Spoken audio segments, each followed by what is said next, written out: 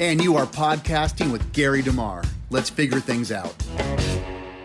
Well, this is the third in a series of podcasts that I'm doing in response to Amir Tsarfati in his response to Kirk Cameron, who was responding to Ted Cruz on Tucker Carlson's show. There's so much more I could talk about, and I've dealt with almost all of these topics in my books: Last Days Madness, Wars and Rumors of Wars, The Rapture and the Fig Tree Generation, Is Jesus Coming Soon, The Gog and Magog, End Time Alliance, and so many others. Just go to AmericanVision.org if you want more information about the things that I deal with in this particular topic. Doing this kind of as a favor to Kirk Cameron in this response, and I kind of got into it heavily. I have not covered everything that Amir says, but I've covered the high points. I could do much more, but I'm not going to do that.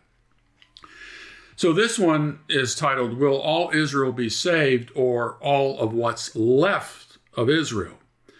And the point of this particular podcast is to demonstrate that while the dispensationalists believe that the covenant made with Israel is everlasting and is eternal, that they place postponements. They have a gap between the 69th and the 70th week of Daniel, although you will not find that in Daniel chapter 9, verses 24 and 27.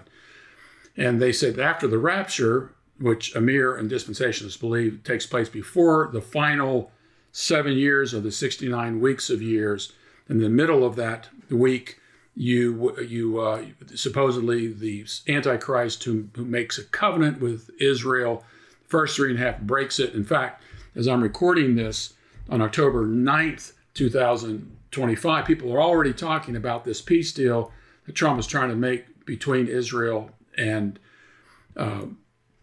what's going on in the Middle East, and they're saying, he must be the Antichrist. Because that's what the Antichrist is going to do. And also keep in mind that the word Antichrist is not found in Daniel. The only time you find the word Antichrist is in John, 1 John and 2 John. It's no other place, not even mentioned in the book of Revelation. So supposedly that this battle that was going on between Israel and Hamas and Trump is trying to make a peace deal and broker a deal with these two factions, that this is the sign of the Antichrist, which within the dispensational system, this cannot be true, because according to their view, there are no prophecies before the pre-tribulational rapture. No prophecy takes place before the pre-tribulational rapture. The fact that Israel is even in the land right now does not fit the dispensational system, the very system that Amir believes. Just go and study the view. So let me get into this a bit. What's the meaning of it? It says, what about, and in this way all Israel will be saved? Romans 11:26. Amir Tsarfati said, if God changed his mind about Israel, what can guarantee to you he won't change his mind about you? Israel is actually the insurance policy for every Christian that God is faithful to his promises, and it's about his name. So look, if God doesn't keep his covenant with Israel, then he's not going to keep his covenant with you. And I've already pointed out here that God's covenant was in fact fulfilled in the very person of Jesus Christ. I mean, that's why Jesus came. And Jesus' redemptive work in keeping his promises has nothing to do with Israel's response to those promises. And with gaps and so forth, we're in a 2,000-year gap. How is this an eternal covenant if you can put gaps and postponements in it?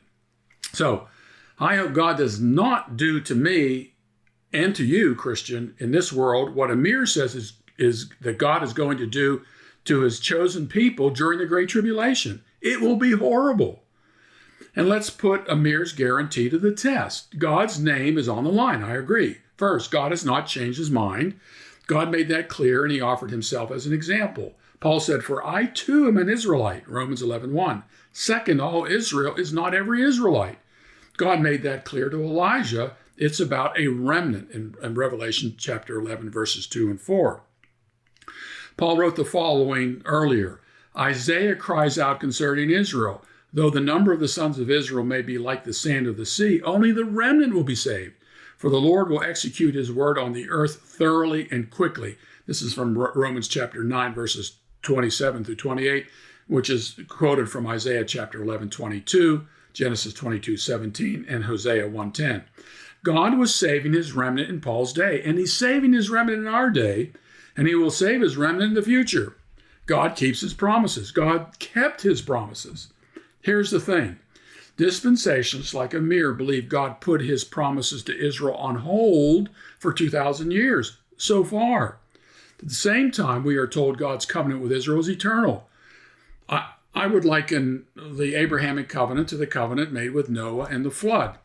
Even though the intent of man's heart is evil from his youth, God said, that he will never destroy every living thing. That's Genesis 8:21. It's an everlasting, eternal covenant. The everlasting nature of this covenantal promise is so secure that the earth itself would have to pass away for it to be postponed, put off, or revoked. Genesis 8:22. Mal Couch, who is also a dispensationalist, insists that the Noahic covenant will remain in effect as long as earth history remains in its present physical state. He can affirm this because, as the Bible states, it's an everlasting covenant. "And I will remember my covenant, which is between me and you and every living creature of all flesh, and never again shall the water become a flood to destroy all flesh. When the bow is in the cloud, then I will look upon it to remember the everlasting covenant between God and every living creature of all flesh that is on the earth." That's Genesis chapter 9, verses 15 through 16. So following dispensational postponement theology, God could send another worldwide flood and claim he was not abrogating the everlasting nature of the Noahic covenant. He was only pausing its unconditional and everlasting character. Would anyone accept such an argument, whether you're a dispensationalist or not? Would that be legitimate? And yet this is precisely what dispensationalists do with the Abrahamic covenant. They don't see a problem with manufacturing gaps, delays, and postponements. Yet they claim that the Abrahamic covenant is everlasting. So what happens after the postponed covenant is reinstated following the rapture of the church? Everything is good for 3.5 years, then all hell breaks loose. This is Daniel's 70th week. So then we get to Romans 11:26, where we're told all Israel will be saved. And that salvation had to take, physical salvation we're talking about, had to take place during the final 3.5 years of Daniel's 70th week of years. All Israel will not be saved. And this is the dispensationalists who claim this. It's all that's left of Israel after the Antichrist slaughters most Jews living in Israel. We're told that God does this to purify Israel. God waits so far, 2,000 years, to fulfill his supposed unfulfilled promises to Israel by implementing Jacob's trouble. Woe, for that day is great. There is none like it, and it is the time of Jacob's distress, yet he will be saved from it. That's Jeremiah 30, verse 7. And what Amir and the dispensationalists do, they jump over the post-exile history, even and also the New Testament, the lead up to the destruction of Jerusalem in AD 70, to create this pre-trib rapture idea harnessed from Daniel's 70 weeks of years by putting the gap between the 69th and the 70th weeks. So what will this salvation look like? Remember, God's going to keep his promises to Israel, and this is going to fulfill these promises during that 7-year period where the church is going to be raptured before it, so they won't be here. Here is what Amir Tsarfati's view states. This is from his own website, Behold Israel.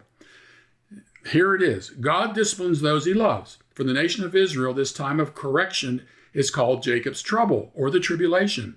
In Israel and the tribulation, Amir Tsarfati looks at Israel's rebellion against God before the period of correction begins, the peace and the horror the nation will experience during that time and the spiritual restoration that will take place when the 7 years conclude. Israel abandoned the relationship that God loved for religion, which he hates. It is the remnant that survives the tribulation who will return once again to the relationship the Lord wants. So, according to this, 2/3 of the Jews will be slaughtered based on the dispensational interpretation and end-time application of Zechariah 13, verses 8 and 9. Is this how God keeps his eternal covenant with Israel? I guess the Holocaust wasn't enough. This is another Holocaust, and as we'll see, that's how some dispensationalists explain this. But let's suppose Jacob's trouble has a New Testament corollary. Let's say it's found in the Olivet Discourse, which many others, and I believe, was fulfilled before that apostolic generation passed away, culminating in the destruction of the temple that Jesus predicted would happen. You can see this in Matthew 24, verses 3 and 34. My books, Wars and Rumors of Wars, Is Jesus Coming Soon? And Last Days Madness covered this in great detail, so I'm not going to go through all of that. The Great Tribulation described by Jesus in Matthew 24, Mark 13, Luke 21, took place before that generation passed away. Now, here's the difference when compared to what Tsarfati believes and dispensationalists believe. Jesus issued a warning that some people alive at that time would see it happen and live through it. But whenever they persecute you in this city, Jesus said to his apostles, flee to the next, for truly I say to you, you shall not finish going through the cities of Israel until the Son of Man comes. That's Matthew 10:23. That's exactly what Jesus was dealing with in Matthew 24. He talks about the Son of Man coming in judgment. And this is from Matthew 16:28. Truly I say to you, there are some of those who are standing here. That means they were in Jesus' audience, who will not taste death until they see the Son of Man coming in his kingdom. Matthew 16:28. All of this fits together with that generation, but Jesus issued a warning. It could be escaped on foot. Matthew 24, verses 15 through 20. It was a local prophesied judgment. In all the books I've read by Amir, he claims the Olivet prophecy has not been fulfilled. The all Israel will be saved turns out to be most of Israel will be slaughtered by the Antichrist that God lets loose on the world, and only a remnant of the Jews living in Israel will be saved, and billions more will be killed at the hands of the Antichrist. That is their end-time view. And they get it from Daniel 9:24 through 27 that says nothing about what they claim, and by futurizing what Jesus said would take place before that generation passed away, and where Jesus issued a warning that was local and that could be escaped on foot. And it's exactly what happened before the destruction of Jerusalem in AD 70. So why aren't dispensationalists issuing a warning to Jews to leave Israel today? The answer is simple. This is an end-time prophetic inevitability. But don't worry, Christian, you're going to be raptured, and you'll be able to see it all from heaven. And here's the problem. No verse in the Bible says the church will be raptured before, in the middle of, partially, before God's wrath is poured out, or after 7 years. That is the reality of all of this. Now, Dwight Wilson, author of Armageddon Now, it's a book that you've got to get. If you can't find it online, text me and I may be able to send you a PDF copy. He describes himself as a third-generation pre-mill guy who has spent his whole life in pre-mill churches, and he attended a premillennial Baptist college and has taught in such a college for 14 years. So this is a pre-mill guy saying this. And he argues in his book, Armageddon Now, that some noted premillennialists advocated a hands-off policy regarding Nazi persecutions of the Jews during World War II, since, according to dispensational views regarding Bible prophecy, the Gentile nations are permitted to afflict Israel in chastisement for her national sins. There is little that should or could be done to oppose it.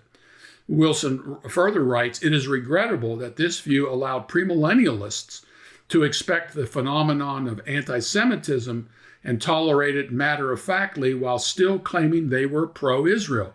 And this all happened in the lead up to World War II and during World War II.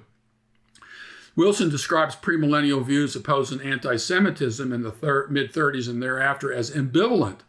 There was little moral outcry among the premillennialists against the persecution since they'd been expecting it. He continues, another comment regarding the general European anti-Semitism depicted these developments as part of the ongoing plan of God for the nation of Israel. They were foregleams of Israel's tribulation. Premillennialists were anticipating the Great Tribulation, the time of Jacob's trouble. Therefore, they predicted the next scene in Israel's history may be summed up in 3 words, purification through tribulation. It was clear that although this purification was part of the curse, God did not intend the Christians should participate in it. Clear also was the implication that God did intend for the Germans to participate in it in spite of the fact that it would bring them punishment, meaning the Jews, and that any moral outcry against Germany would have been in opposition to God's will. In such a fatalistic system, to oppose Hitler was to oppose God. And that's from Dwight Wilson's book, Armageddon Now. Now, some of you might think that what I've described is not taught today. Well, you would be incorrect. Here are some examples from prophecy writers you may know. This is from Sid Roth. Now, Sid Roth was host of Messianic Vision. I think he now hosts a podcast called Sid Roth's It's Supernatural. And this is what he stated on the September 18th, 1991 edition of the 700 Club, that 2/3 of the Jewish people living in Israel will be exterminated during a future great tribulation. He based this on Zechariah chapter 13, verses 8 and 9. Hal Lindsey described, remember, he's the author of The Late Great Planet Earth, which came out in 1970 and predicted that all this was going to come to an end because the rapture was going to take place before 1988. And, well, as you know, that never happened. So he described the judgment against Israel in AD 70 as a picnic, his word, compared to a super Holocaust that will lead to the slaughter of 2/3 of the Jews living in Israel. Kay Arthur, another dispensational author, stated publicly that what lies ahead for Israel will make Hitler's Holocaust look like a Sunday school picnic. In her novel, Israel, My Beloved, the heroine is standing before a future scene where the valley of Jehoshaphat is littered with the dead based on her understanding of Zechariah 13, 8, and 9, that only 1/3 of Israel will survive. The fire just as Zechariah promised, her words, during the future great tribulation when Israel will be the target of God's wrath. Auschwitz was nothing compared to this, she writes. I've watched as men, women, and children writhe in agony, an agony beyond the Crusades, the Inquisitions, the pogroms. Behold the horrors of Sobibor, Treblinka, Auschwitz, all the death camps combined. We have experienced an agony beyond any horror the human mind can envision, beyond even Hitler. This is in her novel. She is depicting the Great Tribulation. Let's not forget Jack Van Impe's book, Israel's Final Holocaust, where he wrote that when the prophecy clock starts ticking after the rapture, it will be traumatic days for Israel. Just when peace seems to have come, it will be taken from her, and she will be plunged into another bloody persecution, a devastating explosion of persecution and misery for Israel. Consider Thomas Ice's article. I've debated Thomas Ice 9 times over my career in this topic. He says, what do you do with the future national Israel in the Bible? And Ice, who co-authored books with Tim LaHaye and Mark Hitchcock, said, that the Bible also indicates that before Israel enters into her time of national blessing, that is, what's left of Israel after the Great Tribulation, she must first pass through the fire of the tribulation. Even though the horrors of the Holocaust under Hitler were of an unimaginable magnitude, the Bible teaches that a time of even greater trial awaits Israel during the tribulation. Anti-Semitism will reach new heights, this time global in scope, in which 2/3 of world Jewry will be killed. And he cites Zechariah 13, verses 7 through 9, and Revelation 12. Through this time, God will protect his remnant so that before his second advent, all Israel will be saved. Well, it's not all Israel who will be saved. It's all what's left of Israel who will be saved. Again, but most people don't really think about this in terms of what these guys believe. Now, Charles Ryrie wrote in his book, The Best Is Yet to Come, that during his post-rapture period, Israel will undergo, this is quoting Ryrie, the worst bloodbath in Jewish history. And the title, again, is The Best Is Yet to Come. For whom? It's best yet to come for a third of the Jews, two-thirds of which are slaughtered. John Walvoord, a stalwart in the dispensational system, along with Dwight Pentecost and others, he followed a similar line of argument. I'm quoting, Israel is destined to have a particular time of suffering, which will eclipse anything that it has known in the past. The people of Israel are placing themselves within the vortex of this future whirlwind, which will destroy the majority of those living in the land of Palestine, close quote. Dr. Paige Patterson said this in a debate I had with him some years ago. This is a direct quotation from him on the radio broadcast where we debated. The present state of Israel is not the final form. The present state of Israel will be lost eventually, and Israel will be run out of the land again, only to return when they accept the Messiah as Savior. This means that peace talks with Israel are all a perverted plan for the Antichrist to fool the world and usher in worldwide destruction. So this essentially means we just have to sit back, and whatever's happening in Israel right now, we just need to let it go, because this is God's end time plan. Israel is going to, 2/3 of the Jews living in Israel are going to be slaughtered. But don't worry, Christian, don't prophecy writers tell us, because you're not going to be here, because you're going to be raptured. I'm just telling your friends, there isn't a single verse in the New Testament that says anything about the church being taken off the earth before, during, in the middle of, partially, or after 7 years. Now, Amir went on to say in his response to Kirk Cameron's comments about modern-day Israel, the Bible says concerning the gospel, in relation to the gospel, they are enemies on your account, but in relation to God's choice, they are beloved on account of the fathers. For the gifts and the calling of God are irrevocable.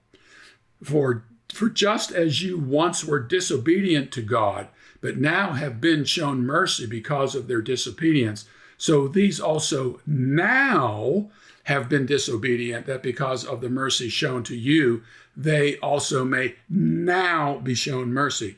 And Amir quotes this, not all of these verses, but quotes at least 2 verses. This is from Romans 11:28 through 31. Paul was not describing some series of events in a post-rapture world. The use of now tells us he was explaining what was happening in his day. Amir has to position the rapture somewhere in the middle of Romans 11 to make it work with his dispensational system. But there is no mention of it. But it has to be there in order for him to get to Romans chapter 11, verse 26, which is a post-rapture passage. Amir mentions Hitler, the Holocaust, and the expulsion of the Jews from Spain and Portugal by Ferdinand and Isabel in the late 1400s. He goes on to say how God miraculously brought them back to the land as he promised in the Old Testament in so many books of the prophets, including Daniel and including the book of Ezekiel, when he said, I will bring you back to your own land, not because of you, but because of me and my sacred name. And he says, it's beautiful to see him in Ezekiel 37 when he said, tell them they may think that I forgot about them. Now, so what he's saying is that all those Old Testament passages where it talks about God bringing them back to the land is referring to May of 1948. That's impossible. This is all referring to the events being brought back from the captivity. All the prophets, when they mention the return, it's the return from captivity, not out of the graveyard in Europe, his words. Look, Amir accused Kirk Cameron of butchering the Bible. And of course, I guess from a dispensational perspective, I guess that's what he's doing. That's what Kirk is doing. But as I've shown in these 3 podcasts and in this article that will go with these podcasts, it's the dispensationalists who have been butchering the Bible for nearly 200 years. For more information on this, I mentioned this earlier, you can get my books, Wars and Rumors of Wars, deals with Matthew chapter 24 up through verse 34. Last Days Madness, which is very, very comprehensive, covers all of Matthew 24, 25. Most 2 Thessalonians 2, the man of lawlessness, the Antichrist, the mark of the beast. Basically, you name it, I covered it in that book, Last Days Madness. You can get all these at AmericanVision.org. If you want to take a deep dive into this on the hermeneutical level, that is, getting the interpretive model for much of this, I suggest you get the 2-volume work that I did with Kim Burgess called the Hope of Israel and the Nations. If you're really you're serious about studying the Bible, this is the series to get. Again, this is available at American Vision as well. If you're looking at the Ezekiel 38 and 39, get my book, The Gog and Magog End Time Alliance. This book will stagger you in terms of what that prophecy is really all about and how it is so misrepresented today, and again, dangerous in the way it's presented. And my book, Prophecy Wars, I cover a whole bunch of prophetic topics.